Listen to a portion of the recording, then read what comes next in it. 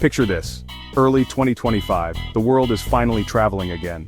Airports are buzzing, departure boards are lighting up, and the air is thick with the scent of adventure and overpriced coffee. After years of lockdowns and cancelled plans, everyone's itching to make up for lost time, to collect new stamps in their passports, and to chase the kind of stories that will make their group chats jealous. My friends are off to Bali and Italy, chasing enlightenment and pasta. They're posting sun-drenched selfies from infinity pools, and their feeds are a blur of Aperol spritzes, ancient ruins and yoga poses at sunrise. It's the classic post-pandemic bucket list. Find yourself in Ubud, lose yourself in Rome, and come home with a tan and a suitcase full of laundry. Me? I wanted something different, something no one else would dare. While everyone else was following the crowds, I was searching for a destination that would raise eyebrows and spark questions. I wanted a story that couldn't be captured in a hashtag or summed up in a postcard. So I picked North Korea, the land of mystery, myth, and monuments. A place where the rules are strict, the history is heavy, and the Wi-Fi is, well, let's just say you won't be uploading any stories from there. My friends thought I was joking. Do they even have all-inclusive packages? They laughed. Is there a swim-up bar at the DMZ? The jokes came easy, but the curiosity was real.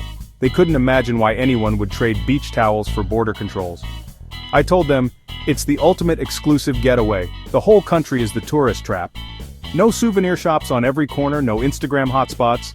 Just a place where every moment is curated, every photo is supervised, and every story is one you'll have to tell in person. While they worried about crowded beaches, I was signing up for a trip where the itinerary is state-sponsored and spontaneity is illegal. No fighting for a spot on the sand, no waiting in line for overpriced gelato, just me, a handful of other curious travelers, and a schedule that's as rigid as the monuments themselves. North Korea had just reopened to a handful of Western tourists, a golden ticket to the world's most secretive theme park. It felt like being invited to a private screening of a movie no one else has seen, where the script is written by the government and the plot twists are mandatory. The travel brochure in my head read, "Tired of freedom? Come to North Korea, where your vacation is pre-planned and your thoughts are pre-approved."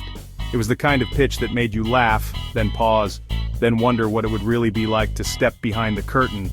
I wasn't a US citizen, so I booked my spot, packed my bags, and left my expectations, and my SIM card, behind. I knew I'd be off the grid, disconnected from the world, and maybe, just maybe, a little closer to understanding a place most people only see in headlines. My friends were off to paradise. I was off to see what happens when you become part of the attraction. They'd come back with souvenirs and sunburns. I'd come back with stories you can't buy in a gift shop. This was going to be the adventure of a lifetime, a journey into the unknown, where every day promised a new perspective, and every moment would be a story worth telling. Getting into North Korea isn't as simple as booking a flight or buying a ticket. It's more like being handpicked to join a secret society where the rules are unwritten and the doors are heavily guarded. The process is shrouded in mystery, and every step feels like you're crossing into a world few outsiders ever see. Instead of the grand monuments of Pyongyang, we were sent to the Rason Special Economic Zone, a remote outpost on the map, North Korea's bold experiment with capitalism, wedged between the borders of China and Russia. Here, the country tries to balance its strict ideology with a taste of global commerce, all under a watchful eye. Imagine Las Vegas, but swap the neon lights and casinos for endless rows of factories, shipping containers, and checkpoints. Here, every move is monitored, every conversation potentially overheard. Surveillance isn't just a precaution, it's a way of life. We were the first Westerners allowed here in years, part explorers, part test subjects. Our presence was both a curiosity and a controlled experiment, as if the authorities were watching to see how we'd react to their carefully curated reality.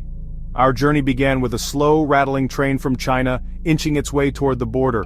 The anticipation built with every mile as the landscape outside our window shifted, and the sense of the unknown grew stronger. The world changed at the border. Color seemed to drain from the scenery, replaced by muted grays and browns. The air felt heavier, and a deep silence settled in, broken only by the distant sound of guards and the hum of the train. At our first checkpoint, our group was handed a laminated card, a crash course in survival. How not to get arrested 101. The list was simple, but the consequences were not. No wandering off, no talking to locals, and absolutely no photos of anything unfinished or unapproved. The rules weren't just guidelines, they were absolute, enforced with a seriousness that left no room for error. We were welcomed as guests into a home, but it was clear this was no ordinary visit. Every detail, every story, was carefully chosen to present a specific image of life here. Our trip wasn't about discovering the real North Korea, it was about seeing only what they wanted us to see. Every stop, every conversation was part of a script. For the next few days, Racine became our stage.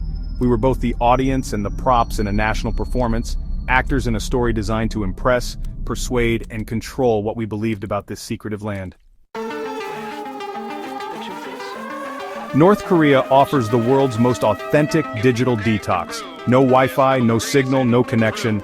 My phone became a paperweight the moment we crossed the border. At first it was liberating, no emails, no social media, no news. I felt present, unplugged, ready to embrace the moment. That lasted 6 hours. Then the withdrawal hit. I reached for my phone out of habit, only to remember it was useless. The silence became deafening. Isolation set in. The real genius? With no Google, no outside news, their narrative is the only reality. The guide's stories go unchallenged. You lose your bearings. Is today Tuesday? Does the outside world still exist? The digital blackout isn't just about control, it's about making their world the only one that matters. For a few days, North Korea's reality is the only reality you know, and that's exactly how they want it. In North Korea, you're never alone. Ever. From the moment you step off the plane, a pair of watchful eyes is assigned to you, and they never leave your side. Privacy, as you know it, simply ceases to exist. From arrival to departure, you're assigned 2 guides, our stern Mr. Kim and ever-smiling Miss Pak. They greet you with practiced warmth, but their presence is constant, unwavering, and absolute. They're not just guides, they're minders, rulebooks, and chaperones rolled into one. Every interaction is carefully managed, every question answered with precision, and every movement subtly monitored. Every minute is scheduled. Breakfast, bus, factory, history briefing. There's no room for spontaneity, no chance to wander or linger. The day unfolds with military precision, and you're swept along in its current. I once asked to explore a side street. Miss Pak's smile froze. That is not on the itinerary. Her words were gentle, but the message was clear. Curiosity is not encouraged here. The itinerary is sacred. To stray is to challenge their universe. Every page is a contract. Every stop a checkpoint in a carefully curated reality. Mr. Kim enforces the rules. Miss Pak charms with songs and stories. Together they create a balance, discipline wrapped in hospitality, vigilance softened by smiles. They control where you go, what you see, even when you use the bathroom. Every stop is pre-approved, every detour denied. Even the most basic needs are subject to their oversight. You perform for them, smiling wider, nodding harder, self-censoring every word. You become hyper-aware of your actions, knowing that every gesture is being observed and possibly reported. Their jobs depend on your compliance. If you step out of line, it's not just you who faces consequences, your guides do too. The stakes are high and everyone knows it. The constant surveillance is exhausting. You're always watched, always judged. Even in your hotel, cameras and minders ensure you never truly relax. It's like a school trip where detention could mean an international incident. The pressure to conform is relentless, and the consequences of a misstep are never far from your mind. The lack of freedom isn't just physical, it's psychological. You start to second-guess your words, your thoughts, even your facial expressions. The boundaries are invisible, but you feel them everywhere. This is the least relaxing vacation you'll ever take. The beauty and strangeness of North Korea are unforgettable, but so is the feeling of being constantly guided, guarded, and contained. Every country has customs. In North Korea, it's bowing to giant statues of the great leaders. The first stop, a mandatory pilgrimage to bronze monuments of Kim Il-sung and Kim Jong-il. This isn't optional, it's the ideological core of your tour. We lined up, bought flowers and learned proper bowing etiquette.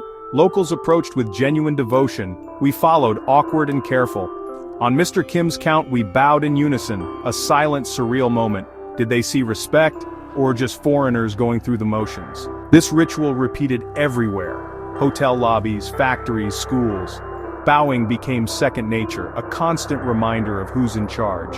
You're not just observing, you're being assimilated into their most fundamental practice. It's not tourism, it's a lesson in submission. Just when I thought things couldn't get weirder, our guides announced a special activity opening a North Korean bank account. The bank was a relic, marble floors, abacuses, no ATMs. We met the manager who pitched the benefits of the Golden Triangle Bank.